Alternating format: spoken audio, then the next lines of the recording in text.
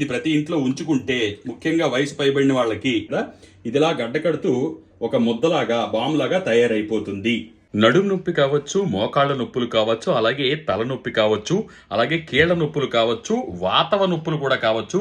వాటిని దివ్యంగా తగ్గించుకోవడానికి పైపోత లేపనాన్ని ఏ విధంగా తయారు చేసుకోవాలి, దానికి కావలసిన సామాగ్రి కొలతలతో సహా ఇప్పుడు నేను చేసి మరీ చూపిస్తాను.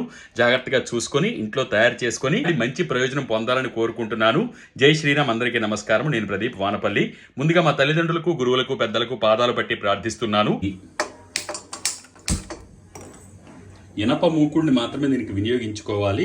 ఇది పైపోత లేపనం మాత్రమే, శరీరం లోపలికి అంటే మింగి లోపలికి తీసుకునేటువంటి ఔషధం కాదు. 100 ml 100 మిల్లీలీటర్ల నాణ్యమైనటువంటి కొబ్బరి నూనెను వేయండి. ముందుగానే ఒక గాజు సీసాలో చేసుకోవాల్సి ఉంటుంది. పుదీనా పువ్వు 100 గ్రాములు, వాము పువ్వు 100 గ్రాములు, అలాగే ముద్ద కర్పూరము 100 గ్రాములు అన్నింటినీ కూడా గ్లాస్ జార్లో వేస్తే ఈ విధంగా కరిగిపోతుంది. ఇది నేను ఆల్రెడీ ఒక అరగంట ముందు వేసి సిద్ధం చేశాను. ఇది చాలా పవర్ఫుల్గా ఉంటుంది. కంటికి మాత్రం తగలనివ్వకూడదు. స్టవ్ సిమ్లో పెట్టుకొని 150 గ్రాముల తేనెమైనాన్ని ఇందులో వేసుకోవాలి. ఈ తేనెమైనంలో ఎన్నో ఔషధ గుణాలు ఉంటాయి.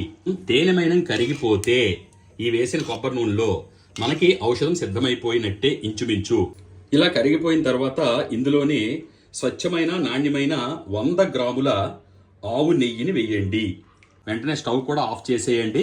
ముందుగా కలిపి సిద్ధం చేసుకున్నటువంటి ఈ మిశ్రమాన్ని ఇందులో కలపండి. పూర్తిగా చల్లారక ముందే పోతున్నటువంటి సీసాలో భద్రపరుచుకోవాలి. ఎందుకంటే అందులో ఉన్న ఔషధ గుణం అనేది మనకు బయటికి పోకుండా ఇది ఇంకా గోరువెచ్చగా ఉంది. దీనికోసం నేను ఏం చేశానంటే కొంచెం నీళ్లు వేసి అందులో పెడుతున్నాను. చాలా మంది అడగడం వలన వాళ్ళ కోసం ఈ మెడిసిన్ అయితే తయారు చేయడం జరుగుతుంది. పైపోత లేపనంగా ఎటువంటి నొప్పున్నా సరే పైన రాసుకుంటే ఉపశమనం కలుగుతుంది. దివ్యమైనటువంటి పెద్దలు తెలియజేసినటువంటి ఔషధం ఇది. చాలా మంది అడగడం వల్ల వాళ్ళకి పంపించడం కోసం ప్రత్యేకంగా నేను చేస్తున్నాను నాణ్యమైన వస్తువులు తీసుకొచ్చి. ఇది మీకు కావాలి అనుకుంటే కీళ్ల నొప్పులకి, మోకాళ్ళ నొప్పులకి, అలాగే నడుము నొప్పికి, ముఖ్యంగా మోకాళ్ళ నొప్పి లాంటి అనేక సమస్యలను ఇది తగ్గించే అవకాశం ఎక్కువగా ఉంది.